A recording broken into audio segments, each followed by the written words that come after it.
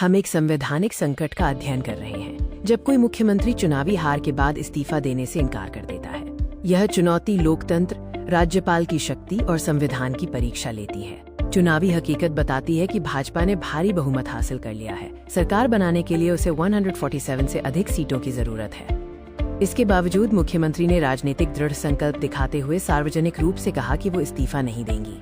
तमिलनाडु के उदाहरण की तुलना पश्चिम बंगाल के उदाहरण से करें, जहां विपक्ष की मामूली जीत के बावजूद पराजित मुख्यमंत्री एम.के. स्टालिन ने तुरंत इस्तीफा दे दिया। पश्चिम बंगाल में भाजपा की महत्वपूर्ण जीत के बावजूद मुख्यमंत्री ममता बनर्जी संवैधानिक परंपराओं का पालन करने से इनकार कर रही हैं। तृणमूल कांग्रेस टीएमसी ने चुनाव प्रक्रिया में गंभीर खामियों का आरोप लगाया है। उनका दावा है कि इसमें व्यवस्थित अनियमितताएं थीं। उन्होंने चुनाव आयोग की निष्पक्षता पर सवाल उठाया है और उनका कहना है कि हार किसी साजिश का नतीजा नहीं थी, बल्कि एक साजिश थी। एक डेटा डैशबोर्ड धांधली के दावे का विश्लेषण करता है। टीएमसी ने सबसे अधिक मतदान वाले शीर्ष 20 क्षेत्रों में से 13 में जीत हासिल की, जहां मतदान प्रतिशत अक्सर 90% से अधिक रहा। इससे पता चलता है कि विवादित क्षेत्रों में भी टीएमसी की जीत किसी त्रुटिपूर्ण प्रक्रिया के बजाय जनता के जनादेश को दर्शाती है। संविधान के अनुच्छेद 164 में कहा गया है कि मुख्यमंत्री और अन्य मंत्री राज्यपाल की इच्छा के अनुसार पद पर बने रहते हैं। चुनाव हारने के बाद स्वतः इस्तीफे का कोई प्रत्यक्ष नियम नहीं है। ये एक परंपरा है, अनिवार्य आदेश नहीं। सत्ता में बने रहना पूरी तरह से विधानसभा में बहुमत बनाए रखने पर निर्भर करता है। राज्यपाल संकटकालीन मध्यस्थ की भूमिका निभाते हैं। सामान्यतः वे मंत्रिपरिषद की सलाह का पालन करते हैं। हालांकि संकट की स्थिति में विशेषकर अनुच्छेद 174 के तहत उनकी विवेकाधीन शक्तियां सक्रिय हो जाती हैं। राज्यपाल विधानसभा को बुलाकर बहुमत सिद्ध करने हेतु सदन में मतदान का आदेश दे सकते हैं। विशेष रूप से एस.आर. बोम्मई बनाम भारत संघ मामले में सर्वोच्च न्यायालय का ऐतिहासिक बचाव महत्वपूर्ण है। न्यायालय ने स्पष्ट रूप से निर्देश दिया कि बहुमत की जांच केवल विधानसभा के पटल पर ही होनी चाहिए, न कि राज्यपाल द्वारा मनमाने ढंग से बंद कमरे में। संकटकालीन रणनीति में दो रास्ते बताए गए हैं।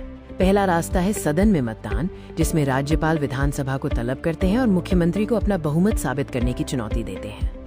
दूसरा रास्ता है मुख्यमंत्री को सीधे बर्खास्त करना, जो दुर्लभ है, लेकिन अनुच्छेद 164 के तहत राज्यपाल को मुख्यमंत्री को बर्खास्त करने और सबसे बड़ी पार्टी को सरकार बनाने के लिए आमंत्रित करने की अनुमति देता है। मुख्यमंत्री का जवाबी हमला जनप्रतिनिधित्व अधिनियम पर आधारित कानूनी विकल्पों पर केंद्रित है। रणनीति ये है कि उच्च न्यायालय या सर्वोच्च न्यायालय में व्यापक धांधली या मतों की चोरी के सबूत पेश किए जाएं। यदि पुख्ता सबूत मिलते हैं तो न्यायालय पुनर्गणना या पुनर्निर्वाचन का आदेश दे सकता है।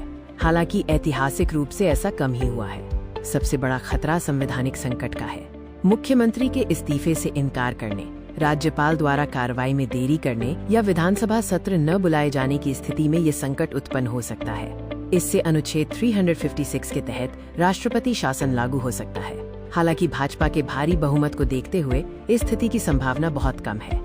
हार स्वीकार करने से इनकार करने की ये राजनीतिक नीति हार को न मानने की वैश्विक रणनीति के अनुरूप है, जिसका उदाहरण डोनाल्ड ट्रंप ने 2020 में दिया था। ये गैर कानूनी रणनीतिक कदम मनोबल बनाए रखने में मदद करता है, राजनीतिक बातचीत के लिए समय देता है और जनता के बीच पीड़ित होने की छवि बनाता है। अंतिम सत्य संवैधानिक नैतिकता है। संसदीय लोकतंत्र संख्या बल यानी बहुमत द्वारा शासित होता है। राजनीतिक हठधर्मिता और कानूनी दांवपेच केवल अपरिहार्य को टाल सकते हैं। संवैधानिक नैतिकता और जनता के स्पष्ट जनादेश पर आधारित नई सरकार का गठन निश्चित है। नौकरी न्यूज नेटवर्क से जुड़ने के लिए धन्यवाद। गहन भू राजनीतिक और संवैधानिक विश्लेषण के लिए कृपया वीडियो को लाइक, शेयर और सब्सक्राइब करके हमारा समर्थन करें।